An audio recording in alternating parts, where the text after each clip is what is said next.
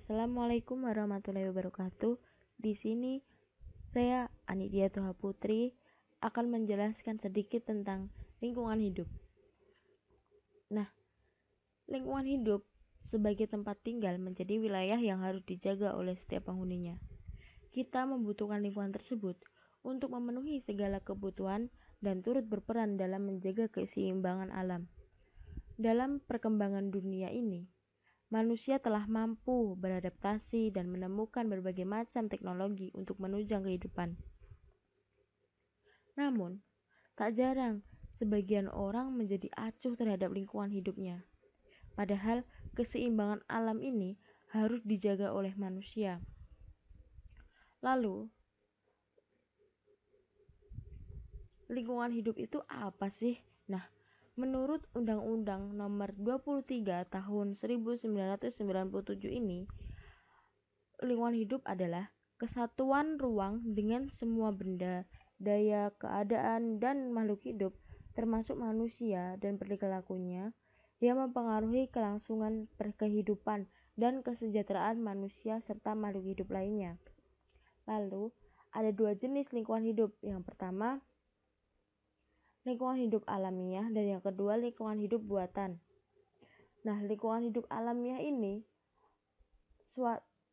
suatu sistem kesatuan ruang dengan semua benda, daya, keadaan, makhluk hidup, dan komponen-komponen abiotik lainnya tanpa adanya campur tangan manusia. Hal ini terjadi di dalam lingkungan alamiah dan sekitarnya, sehingga membentuk suatu sistem ekologi. Sedangkan lingkungan hidup buatan adalah lingkungan hidup alamiah yang sudah didominasi oleh kehadiran manusia. Lalu, di kehidupan saat ini, dengan banyaknya jumlah penduduk yang kian meningkat, menambah jumlah lahan yang untuk ditinggali, sehingga membuat kerusakan lingkungan hidup.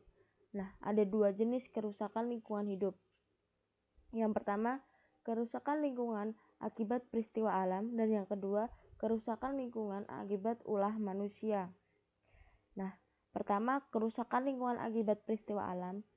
Ini itu seperti gunung api meletus, gempa bumi, tsunami, tanah longsor yang berdampak pada lingkungan atau merusak lingkungan.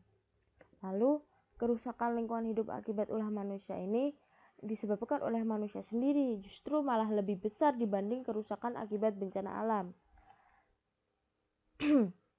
Kerusakan ini disebabkan oleh aktivitas manusia yang tidak ramah lingkungan, seperti kerusakan hutan dan alih fungsi hutan, pertambangan, pencemaran udara, air, tanah, dan lain sebagainya. Upaya untuk melestarikan lingkungan hidup ini, kita dapat menyelamatkan kelestarian lingkungan hidup ini dengan tidak membuang sampah sembarangan, reboisasi, rehabilitasi, dan tidak membuang limbah industri ke dalam sungai. Lalu, keseimbangan ekosistem ini menjadi salah satu hal yang benar-benar diperhatikan oleh kita semua. Namun juga harus diperhatikan kita yang dicurahkan dalam bentuk tindakan nyata sebagai wujud penjagaan dan perawatan lingkungan hidup. Sedikit banyaknya tindakan kecil kita dapat mengurangi perkembangan masalah agar tidak menjadi lebih besar. Lagi pula, hidup tidak hanya berlangsung sekarang kan? Nah, sungguh malang nasib anak cucu kita yang nantinya hanya akan mengenang bumi pertiwi yang katanya indah ini hanya ada dalam cerita saja. Maka kita pun harus berhati-hati dalam bertindak, dan sudah sepantasnya lah segala tindakan harus disertai dengan kesadaran untuk menjaga dan merawat alam pemberian Tuhan. Terima kasih. Wassalamualaikum warahmatullahi wabarakatuh.